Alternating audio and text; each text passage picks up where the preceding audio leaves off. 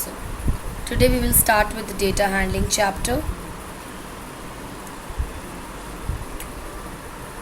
Data is any information that you collect from anywhere.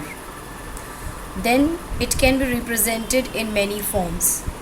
Forms means in many ways. In this chapter we will study about graphs.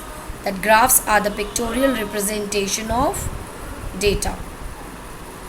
In this chapter the learners will learn how to solve the problem by collecting the data and organizing it so that they can easily understand and read the collection of data, what they have collected the information.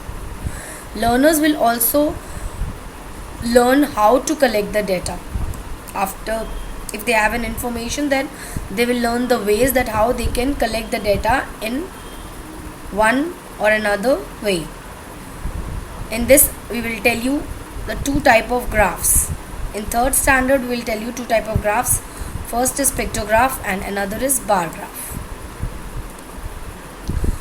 First we will start with the pictograph. Pictograph itself shows that it is the pictorial representation of data, the information that is represented through pictures. The pictures is very important keyword here. The pictures that represent any information is called a pictograph. These pictographs are basically used for comparisons, if we have to compare one thing or another thing. And these are very eye-catching, and we can use different stickers, different pictures, anything which is comfortable to represent the data.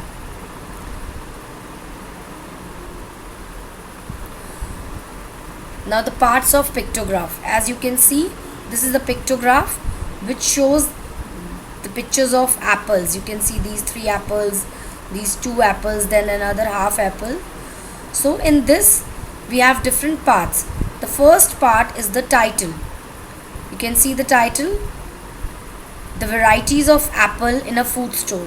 Now this is an example that shows that there are different kind of apples that are found in a food store, and these categories of apple, these are the categories of apple: red delicious apple, golden delicious apple, red Rome apple, Macintosh apple, Jonathan apple. These are the different categories and the names of the apple that are available in this food store. And then these are the pictures that are representing us that how many apples are belongs to red delicious, how many apples belong to Macintosh, how many apples belong to Jonathan. The most important part in this pictograph is the key. This is the key. Key means one apple represents how many apples. The one picture of an apple represents how many apples.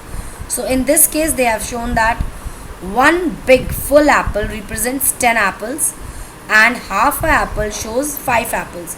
So if I ask you a question that how many red Rome apples are in the food store, then how you will calculate? You will just count these numbers: 1, 2, 3, 4. 4 full apples represents 4 multiplied 10, that means 40 apples.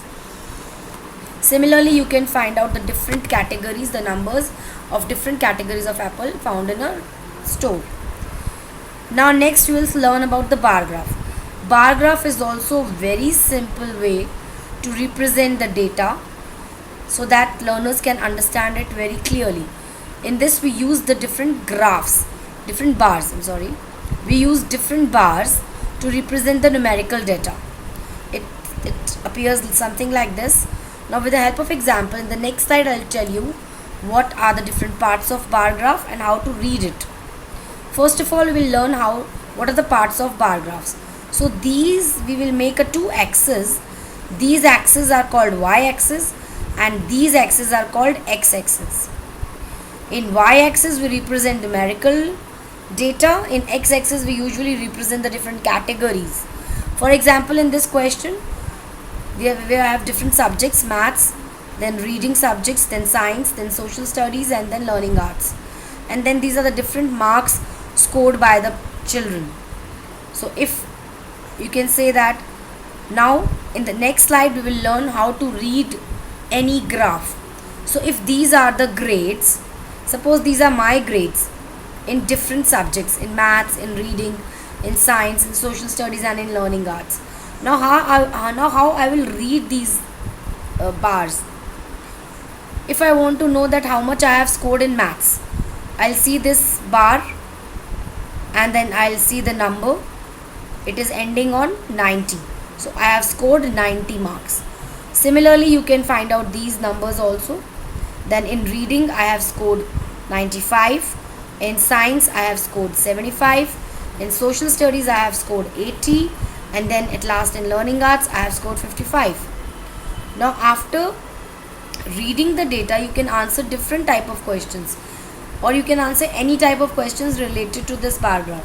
For example, if I ask you in which subject you scored the lowest marks, then you can easily tell me that learning arts is the subject in which I have scored the minimum marks, and in which subject I have scored the maximum marks, then it's the reading section where I have scored 95 marks.